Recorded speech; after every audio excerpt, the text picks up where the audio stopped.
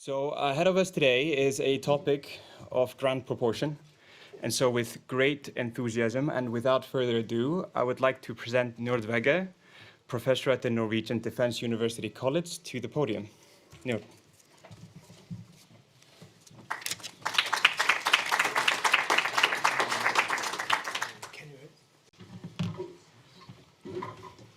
Okay. Yeah, and this is the speaker, right? So great to be here. Thank you for the introduction. And it's actually my second time to Akureyri. And for a Norwegian to coming to Iceland, it's kind of like coming home in a way. You know, it's very familiar landscapes. The people are very similar, and the names on the streets and on stores and the language you hear is very interesting. It sounds like a mixture of Norwegian dialect and very old-fashioned Old Norse. So it's really, really exciting to be in Iceland again. And I'm also happy to have my colleague here from Ted Stevens Center. Great that you made it here, and Rasmus in Tromsø, I understand. So yeah. So I'm a professor at Norwegian Military Academy. That is where we teach the army officers, like their basic officer training. I'm a political scientist and also part of the greater Defense University College. So one of my research interests has been security and defense in the Arctic. So it's a good topic. So I'm thinking about three overall topic for my presentation. Arctic politics, a little bit more general. How is the Arctic in today's great power competition that we see globally? And how should we assess Russia in the Arctic now after having fought a war in Ukraine for a couple of years? To what degree is it a threat to our part of the world?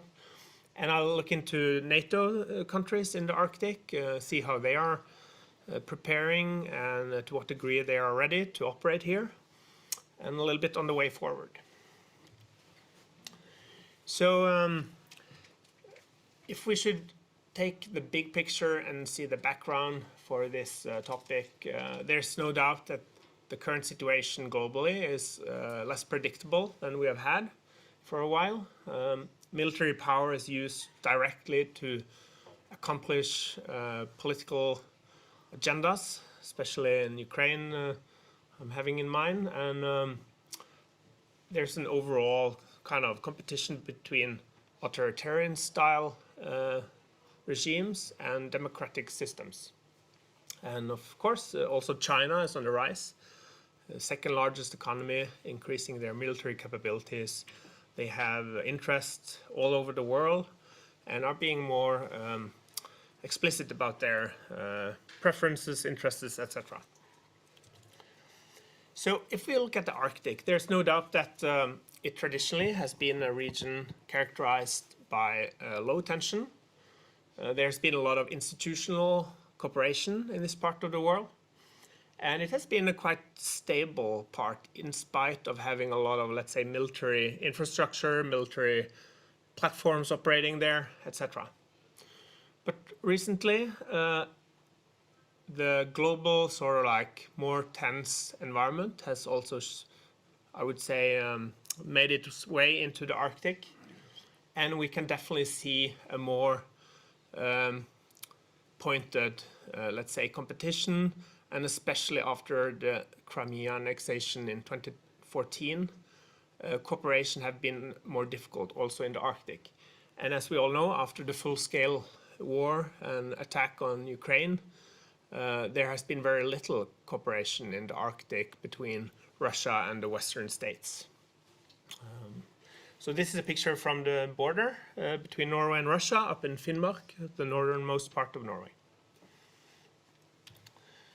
So if we look at the governance system in the Arctic, the crucial sort of like feature is that we have sovereign states with sovereign rights. And since it's a large maritime region, the law of the sea has a crucial role.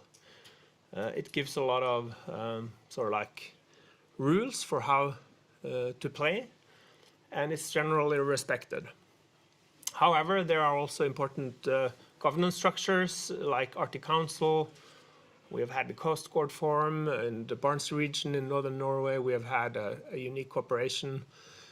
Most of that are on hold or frozen, not working anymore. So it's a new situation in many ways. I also added, we have a lot of research going on there, and states might use research as a venue for presence, a venue for having a say, in addition to the sovereign states that are, basically owning the Arctic through their territories. So on the Norwegian border, it has dramatically changed. So a few years back, it was a lot of cross-border people-to-people cooperation. Today, after the Ukraine war, we see demonstration supporting the Ukraine war, and this picture on the right side is from, I think it's Kirkenes Friendship City across the border, and which has been abolished now. And much of what was established through decades of low tension after the Cold War has more or less been reversed. And Norway definitely feel there's a more unstable and unpredictable and dangerous neighbor, even though it's further south on the European continent that the actual conflicts are. So let's look into a little bit about this threat. I'll investigate a little bit the conventional threat, but also the hybrid aspect, and come back to that. So if we look into the National Security Strategy from 2022, so there's like feedback from,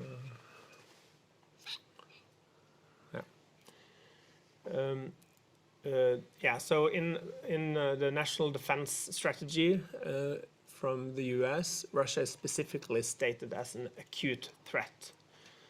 And how should we interpret this? So from the Norwegian perspective, it's hard to have a presentation like this without mentioning the so-called bastion defense concept. So during the Cold War, while Russia or Soviet Union was developing their naval assets at the Kola Peninsula, that's the northwestern peninsula of Russia, it was established that Russia probably would like to protect their nuclear second strike capabilities in the Kola Peninsula by keeping Allied forces out of the Norwegian Sea, basically trying to deny activity there. So this bastion defense concept was made public, I would say, a few years back, and has dominated the debate on how should we plan to defend northern parts of the Norwegian, Swedish, Finnish territory in case of a conflict with Russia. And there's good reasons to doubt that Russia would be able to control such a large area, and especially now after significant losses in Ukraine, one could question this.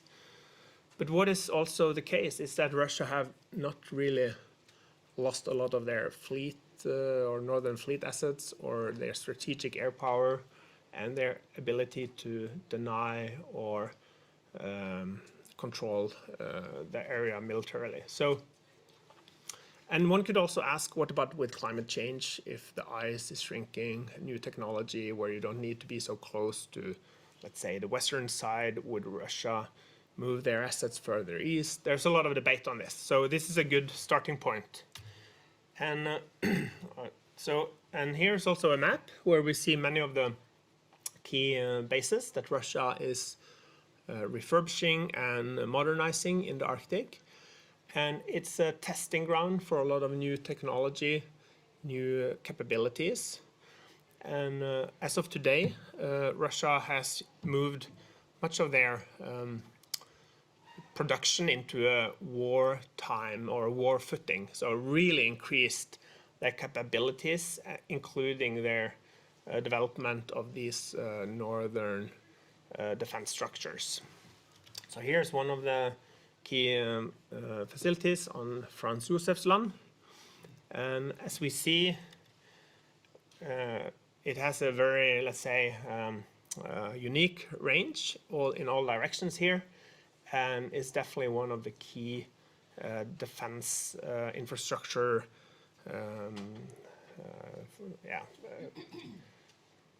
constructions that Russia recently have modernized and are expanding, I would say. So how should we interpret this? Is it defensive or is it for offensive purposes? Usually most military capabilities can be used both ways. But for the West, this is certainly something we should consider when we look into the balance of power in the Arctic. And if we have a more zoomed in picture here, this has long been the problem. The core strategic assets are very close to the Norwegian border. How should we plan for a potential conflict? One would expect the Russians to try to protect their assets. But now with Finland and Sweden joining NATO, it's a completely new picture, because as you can see on the picture down to the right, the access to this northeastern part of Norway was very, very hard. But now with NATO including all Nordic countries, it's a completely new defense problem. And it's a positive development, of course, from the western side here, but all old plans need to more or less be, remade, and it goes with logistics and also command structure, etc. There's also another picture here, open access, commercially available. So there's a lot of fleet facilities still being developed up here, and it's certainly one of the most prioritized military regions in Russia, in spite of the conflict in Ukraine. However, there are also something called like hybrid threats. That's typically between a deep peace and a full-scale war. You might have like a blurred area, and it's hard to define. And I've been working in a project where we were specifically trying to define hybrid warfare, or what is it? Does it exist? Is it something new? Is it nothing new? And we came up with this description of it, at least. Hybrid warfare is the synchronized use of multiple instruments of power tailored to specific vulnerabilities across the full spectrum of societal function to achieve synergistic effects. So it's a kind of a mouthful there, but in order to qualify as a hybrid or a hybrid threat, it should be synchronized, multiple sources of power or tools of power across this full spectrum. So it shouldn't just be a cyber attack or a single information campaign trying to spread false news. But if you do it on a massive scale across the board against the society, you might have this kind of hybrid warfare.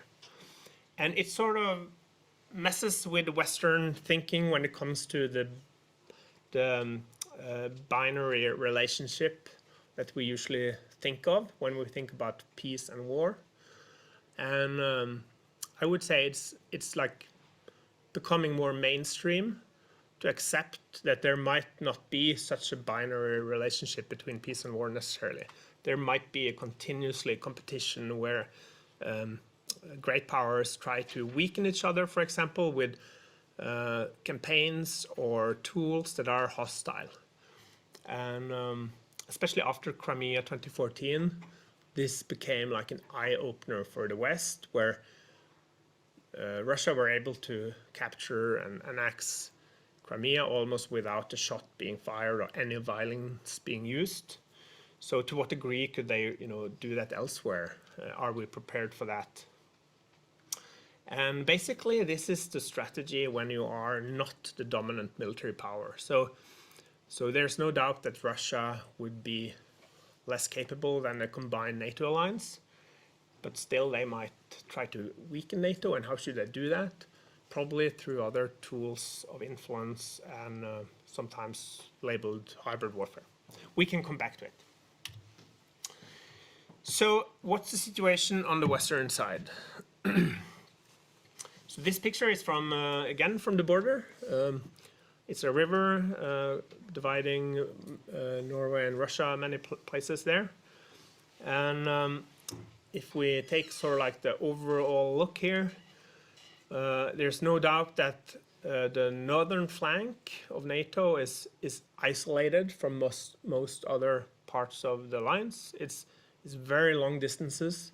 So if you should have a significant military operation, let's say in northern Norway or northern Sweden, northern Finland, it's actually quite difficult to get there and to resupply with fuel, food, and especially if there's a conflict going on and communication is maybe, put out of order, etc. So that's sort of like the bottom line here.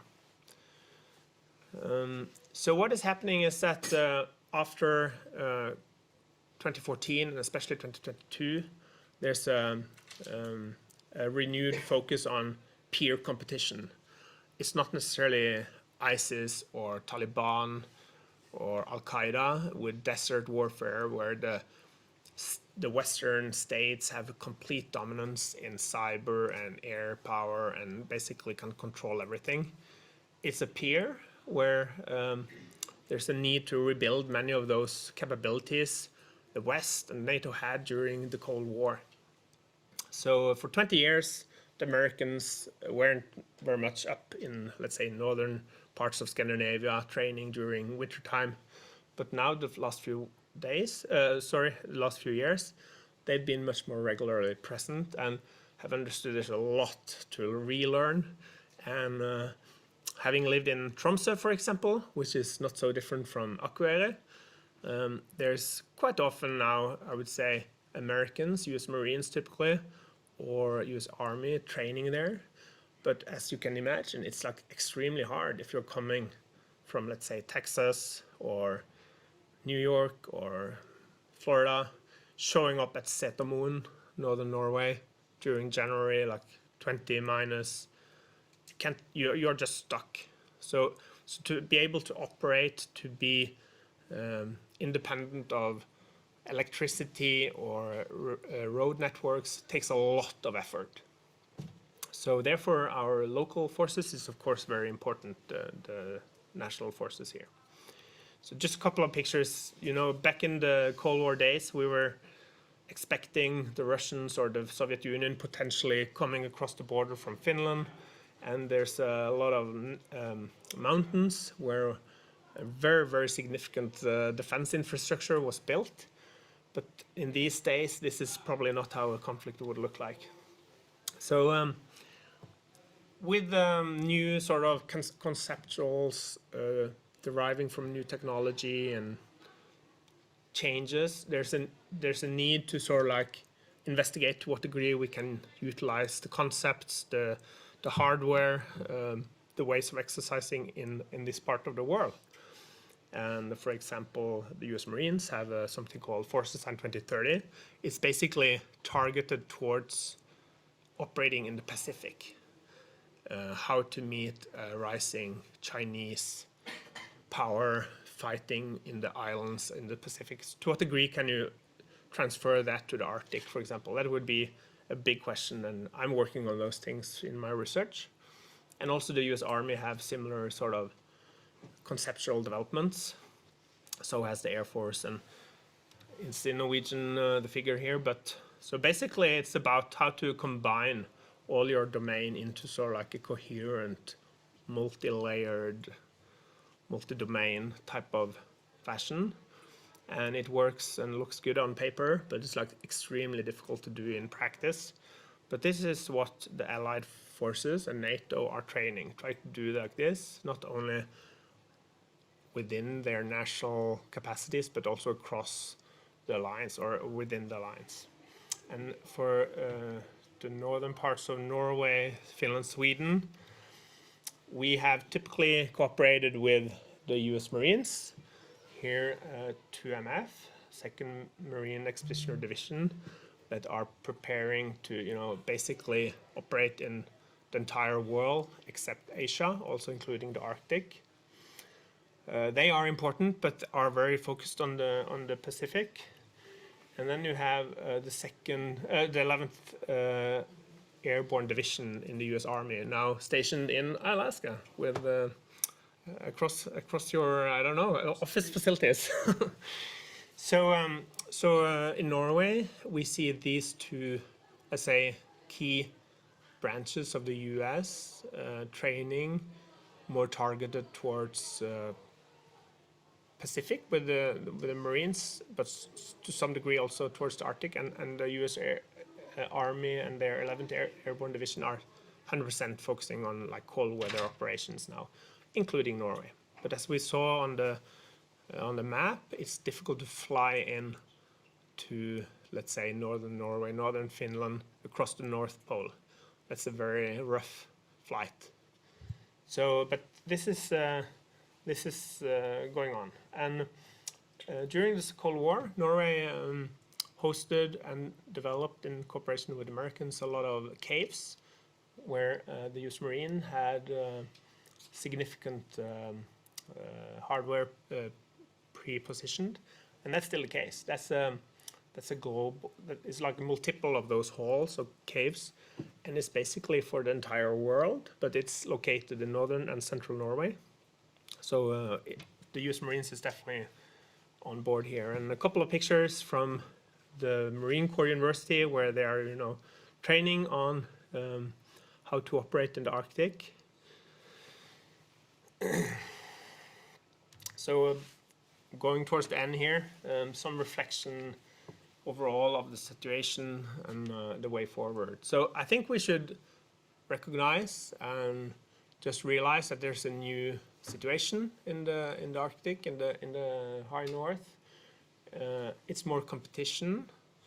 It's certainly more signaling with military platforms like flying, sailing, military exercises, but also like bullying behavior. After Ukraine war, especially, deterrence is much more important. So back in the days, Norway and for decades have tried to balance reassurance with deterrence. But now it's difficult to have the same kind of reassurance mechanisms with a full-scale war going on in Ukraine, where Russia have attacked and occupied and are have an ongoing war. So how should we deal with this? So I would say that the tendency is to pay more emphasis on deterrence. And the same with nuclear weapons has probably increased in role. So with Russia being weakened and having most of their second strike capabilities in the Kola Peninsula, the role of the nuclear weapons have probably become more important. So the use of hybrid levers of power has also increased. So it's difficult to imagine a land intrusion in Northern Europe from Russia today, but there's like constantly what we would call like hybrid campaigns or information operations, cyber attack, jamming of GPS signals, etc., cutting of cables. So even though there's peace, there's a lot of hostile action going on. So I think the outcome of the Ukraine war will have a significant impact on the future security structure of Europe, including how things will be in the Arctic. Russia will remain the biggest Arctic power and have a natural place in the Arctic and in Arctic governance. But as long as there's a hot war going on, it's difficult to see how this will be in a few years ahead.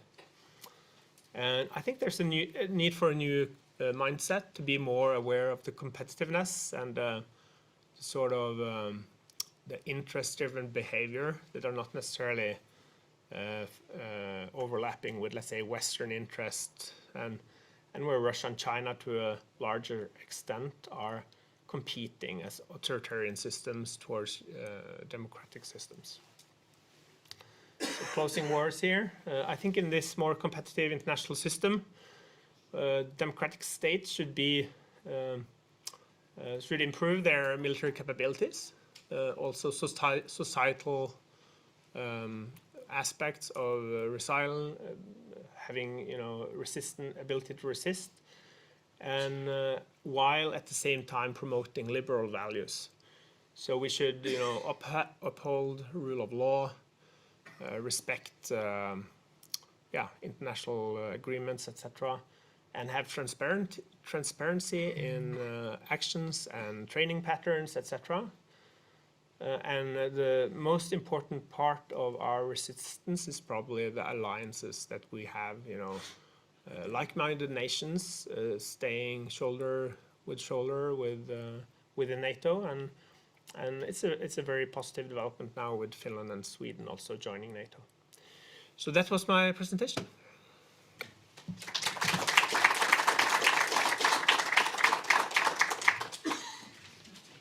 If you would just stand, I'm going to open the floor up for Q&A, if you would.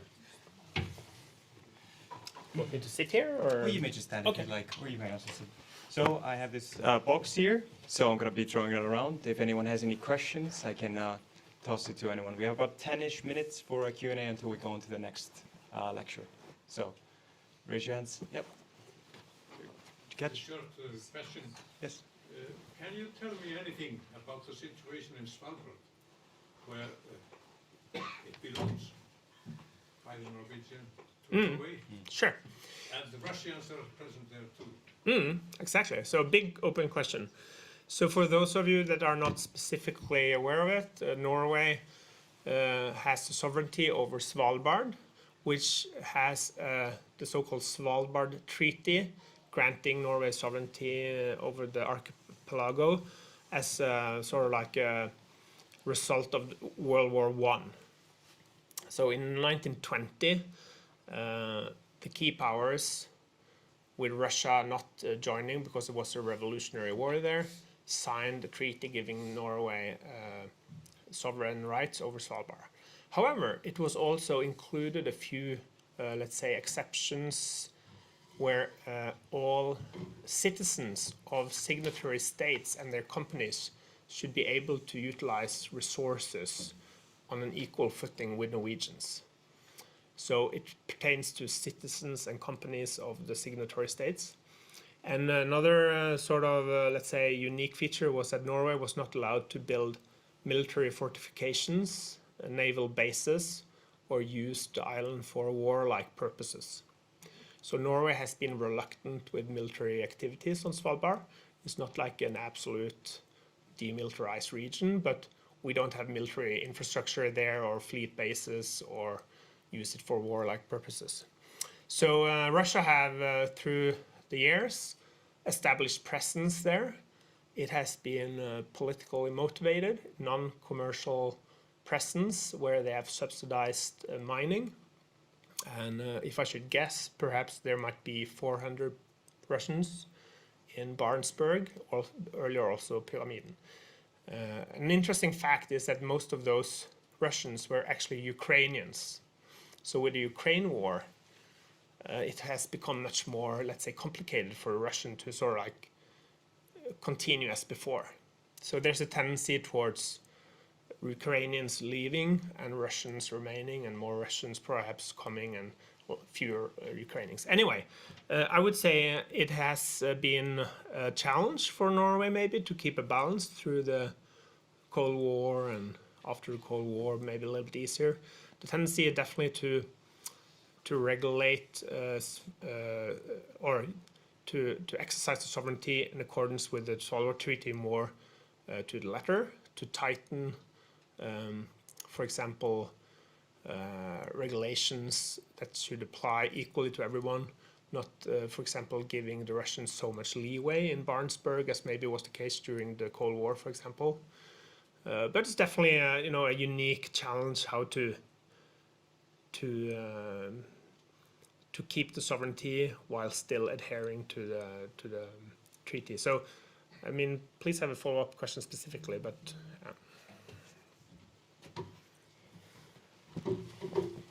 Any other questions? Yes. I prefer we speak into this so the people on the stream can also fully hear us. Here you go. Thank you, Njord, for an excellent and thought-provoking presentation. I'm going to admit that I'm one of these extremely naive people that keep a lingering hope that there may be chance of a de-escalation of the situation. But I will also admit that your words leave me somewhat pessimistic, even more so than before. Let's assume that we could find a shared goal of de-escalation. Could you speculate on what that would require? So I think as things stands right now, the situation in Ukraine makes everything very difficult. So I showed you the picture, you know, from across the border there with the big pro-war demonstration from our friendship city. So it's obviously that you can't just continue as before, as if nothing happened. So,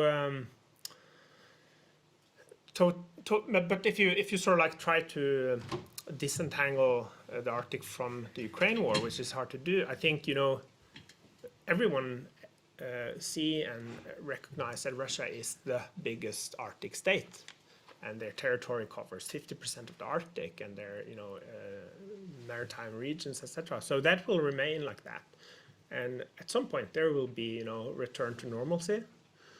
And the sooner the better.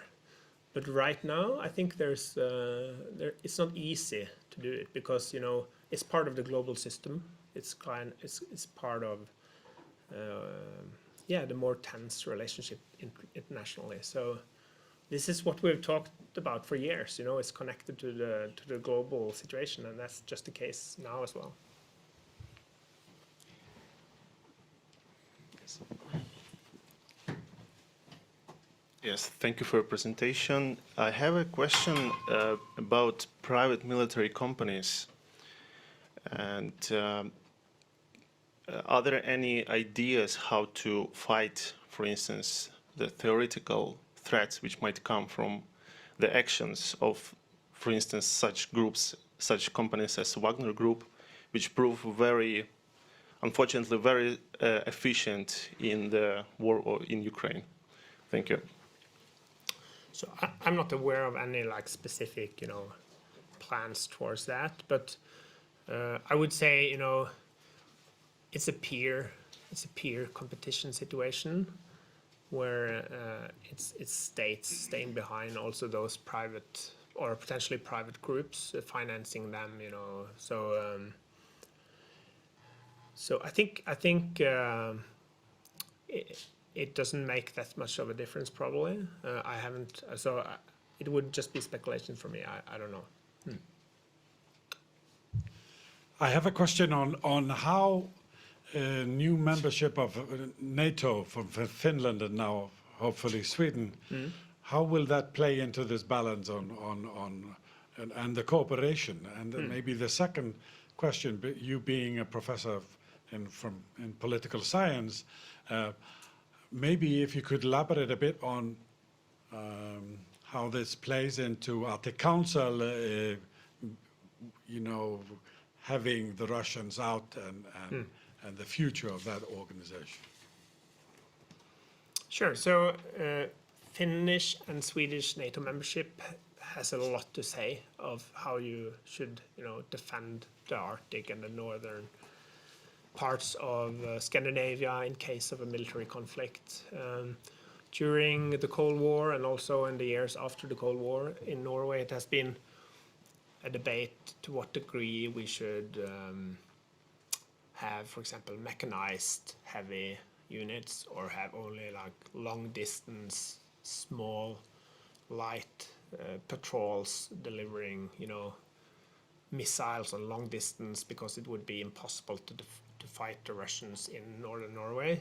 Now we have Finnish and Swedish territory being, you know, giving us a lot of logistical options and creating a lot of dilemmas for Russia in case of a conflict. So it turns everything upside down. And in the Air Force cooperation, the Nordic cooperation have come very far, and they are more or less operating really jointly as a very strong and capable multinational air force.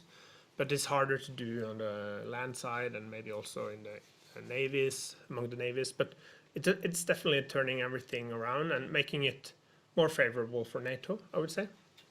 And with respect to the Arctic Council, so I think definitely Arctic Council have a future. I think there's some movement in the working group level where you have scientists, including Russians now, working together with science. But to have cooperation on the political level would be difficult for a foreseeable future, I think, as long as there's a war in Ukraine. Thank you, and we have time enough for one more question. Oh, over there, we catch it. Thank you.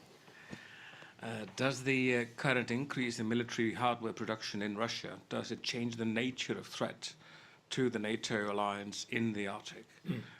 Basically, what they're producing with what means, and basically the current situation in the Arctic or Nordic flank, does it change the threat of the Russian, well, just change the nature of the Russian threat, basically?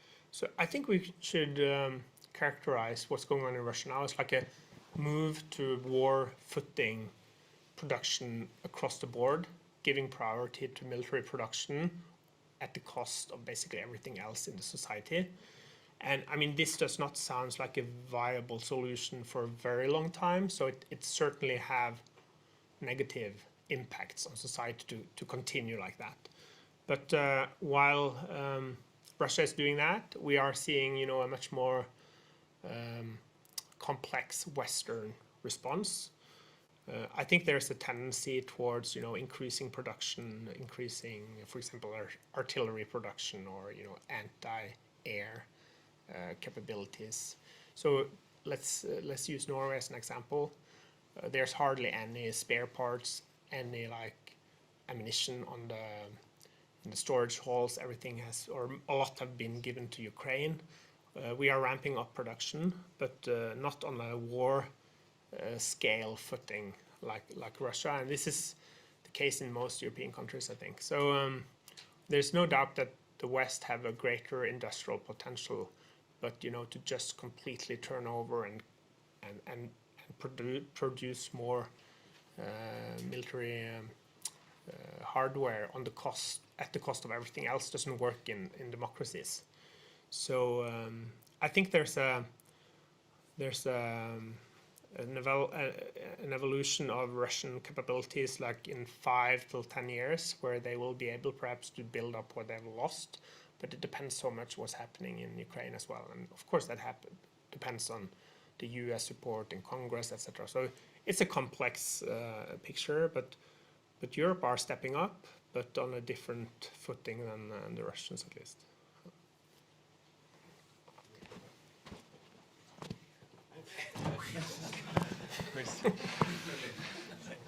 Yes, it's very exciting. So what an invigorating discussion. There's a lot of questions still pending, and especially in the chat as well, which I would like to do justice, but this is all the time we have for questions for your lecture. So thank you so much, Njord. Really appreciate it. So thank you so much.